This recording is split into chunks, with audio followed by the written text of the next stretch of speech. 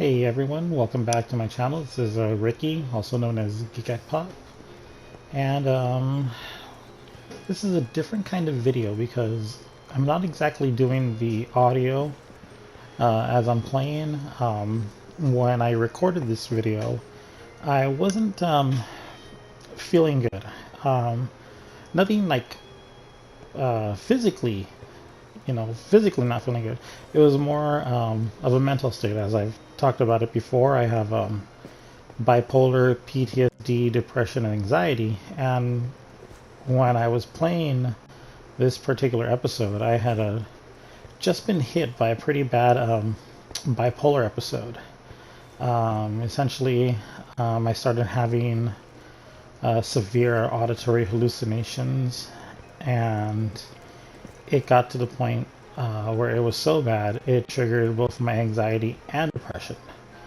So after doing a couple of meditative exercise and a couple of other coping mechanisms that I had learned at several hospitalization programs that I've been through, not ashamed to admit that I've been through a intensive outpatient program, and I've also been through a partial hospitalization program because of my mental illnesses.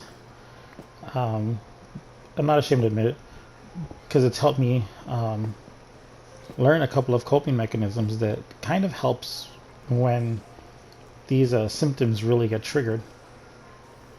So after it took me about an hour to really calm down to the point where I can get into Minecraft to kind of finish relaxing. I've talked about it before. One of my therapists at the partial hospitalization program was familiar with Minecraft, and she was familiar that I was a pretty avid gamer, and she agreed with the fact that me playing a video game such as Minecraft could be used as a stress reducer. So taking that into account, once I was able to calm down enough, I jumped into this game of Minecraft, but I didn't feel comfortable enough recording my voice at the time. I was still a little frazzled from the whole experience, but there's my phone going off. No matter what happens, my phone's always going to go off, right? But I was still frazzled from the episode, so I wasn't comfortable recording my voice at the time, but I wanted to play because this game does calm me down. So I figured, okay, let me record, and I'll probably just go in here later and record an audio track to it when I feel better. And, I feel a little bit better today. So I'm going to do that track right now.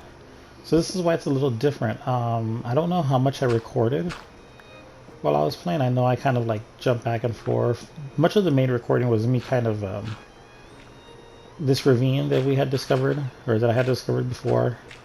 I kind of wanted to come in here and kind of dig away up from the ravine up to the surface. So that's what I kind of did here. And that's what a lot of this recording is, but I don't exactly remember like how much I did of what in this recording. So to say that I can't remember a lot from this day isn't a stretch, because I was so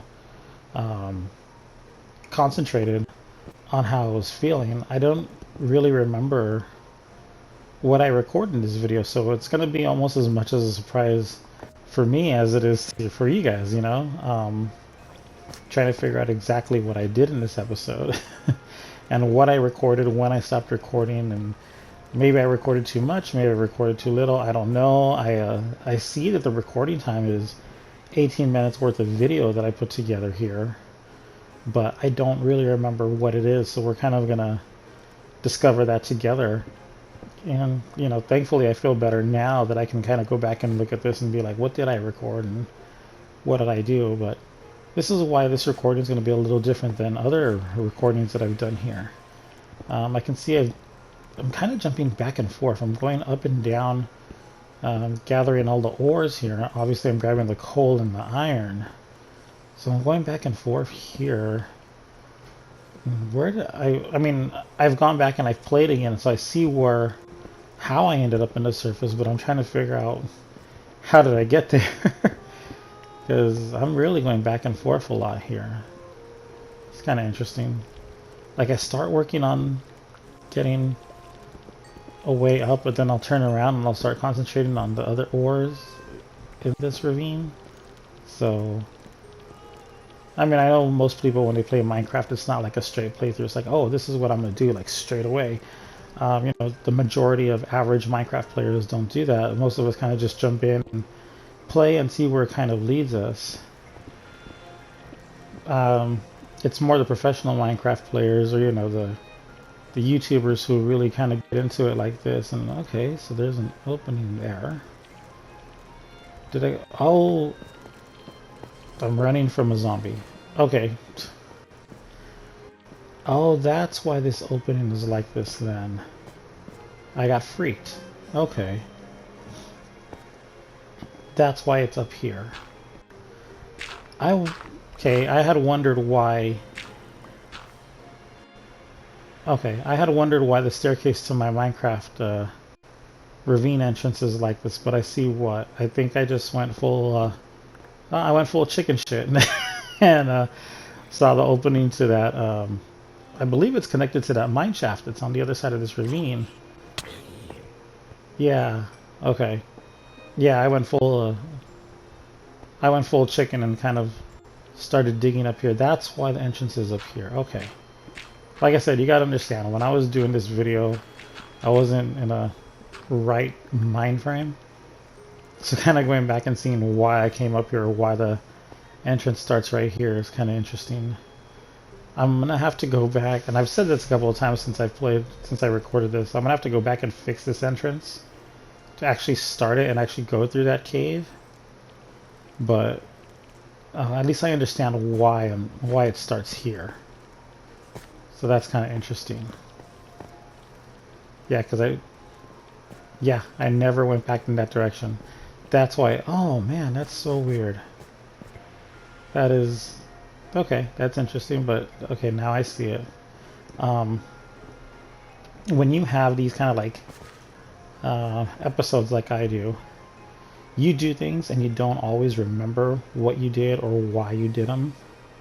I kind of hate that about these kind of episodes, because it makes you feel like you're not all there, and it's kind of hard to deal with when you're dealing with something like that. Okay, I must have skipped the majority of the digging right here, because now it's just kind of me empty. Yeah. Okay, you can see how much I've dug since the bottom down there. But as I was saying, when you have these episodes, you're not really fully aware of some of the stuff you do. You can remember you doing them, but you don't always remember how you did it, which is very frustrating. So kind of looking back and seeing this, it's like, okay, that's why I jumped up there. Okay, that makes more sense. Because I'm going back and I'm running through this entrance and I'm like, why is the entrance up here on this kind of like stairwell thing? Instead of continuing, I vaguely remember finding that cave, but I don't remember why I didn't continue through it. But now I see why. I must have saw the zombie. And actually, I think I can kind of remember. I saw the zombie. I didn't want to deal with it. I was just coming off of this episode, and I freaked. So I just kind of came up here and started a new direction in it. And as you can see, I got through it. This is for where I finally break into the surface. But I didn't want to deal with the zombie at that minute. At that moment, I didn't want to deal with the zombie in that moment. So that's why I decided to come up here and do it this way. And you're going to notice here, it kind of comes up into one of the mountains I've been digging out from previous episodes. Sorry. Okay. Well, it's nice to see how I came to that. But going back to what I was saying about bipolar, if I could remember where I was, because I'm kind of fascinated how I ended up here now.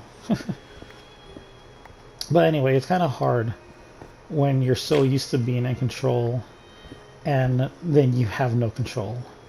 Especially someone like myself who's so used to being in control all the time. Not that I'm a controlling person. I'm not one of these people who are like going to be like demanding of my wife and family and friends. It's not like that. I'm just used to being in control of myself.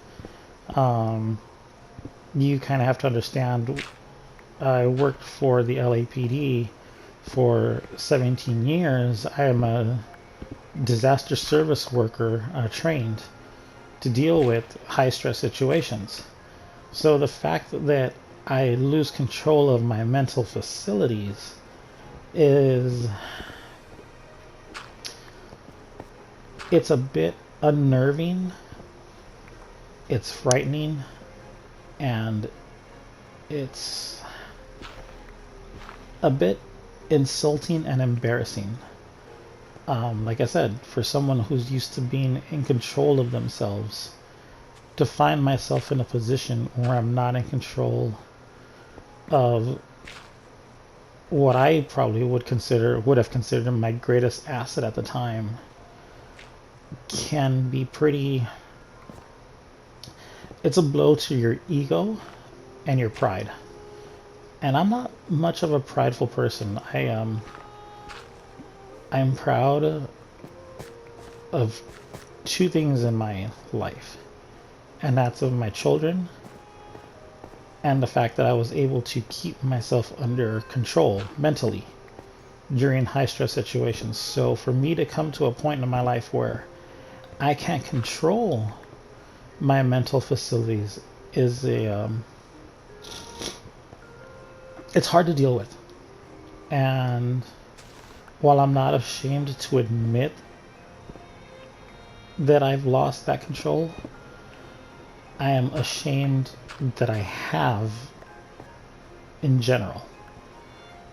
I know it's going to sound contradictory, but if you're in a position that I am, if you've kind of dealt with mental issues and you know what I'm talking about, where you don't feel like yourself anymore, you get that idea. Or maybe you understand too, if you've ever had moments in your life where you don't feel like you're in control of a situation you normally would be.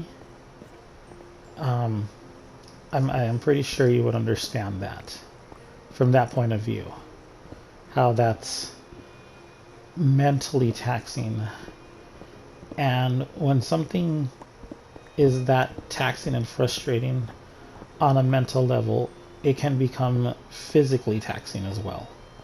So it's a hard pill to swallow, to use a common phrase, when you're not in control of yourself and you're used to being.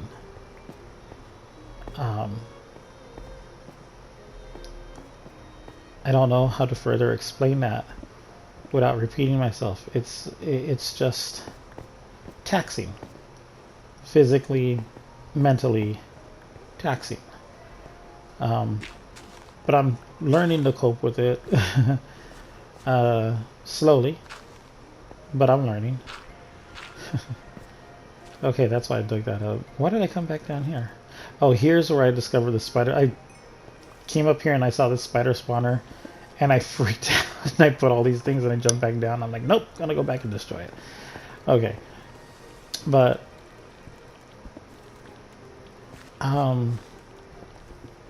learning to deal with, especially the bipolar. The bipolar is the one that gets me the most, because that's the one that I feel like it really stresses me out more than anything, because it's the one that can trigger everything else. If I lose control during the bipolar episode, it triggers my PTSD. Auditory hallucinations kind of bring back some pretty painful and traumatic memories that can lead to a mild anxiety attack when I start losing control. And then when I lose that control, it triggers my depression because it's something I wasn't used to, you know, losing control in that manner. So it's a downward spiral, how it kind of all spins from one thing. So to kind of be suffering from that, oh, that was a lot of spiders. I don't remember that. I must have panicked because I started swinging crazily. To kind of suffer from an attack like that, it's very frustrating on a personal level. But I'm not trying to bring you guys down. I'm just trying to explain to you the mindset that I was in as I was playing this episode and why this is a different format this time. It's kind of weird. It's one of those things where I don't owe you guys an explanation, but I want to explain to you why it's like this, because I'm not ashamed to admit that I need help. If you're ashamed to admit you need help, that's a deeper problem, I feel. And I don't want to stigmatize that I need help, that people who have what I have are weak. But I want to bring attention to how difficult it can be to admit. And I don't want to be ashamed to admit that I do, because I want people, hopefully I want people to look at me and be like, well, you know, here's this, I'm not going to say I'm a big tough guy, but, you know, here's this guy, you know, a father, a man admitting that he has problems and he needs help. And maybe I should get help too, because if you do have these, the longer you wait to get help, the worse it's going to be. Believe me, I know. I tried to cope with these disorders on my own without professional help for almost 38 years before I finally looked for help. And when I did, I don't want to say it was too late, but it almost became too late, because I got to a point where I'm not gonna lie, got suicidal. And yeah, it almost became too late. Luckily, my wife and my family kind of helped me get through it, and that's when I started looking for help, professional help, not self-medicating with not self-medicating with drugs or alcohol, but actual professional help. And I guess that's what I'm trying to get at here. If you need to, look for help. People are there, people love you, and getting help is the best thing you can do. So I hope you understand that. Anyway, before I get more emotional, this is Ricky, and I'll see you in the next episode. Bye.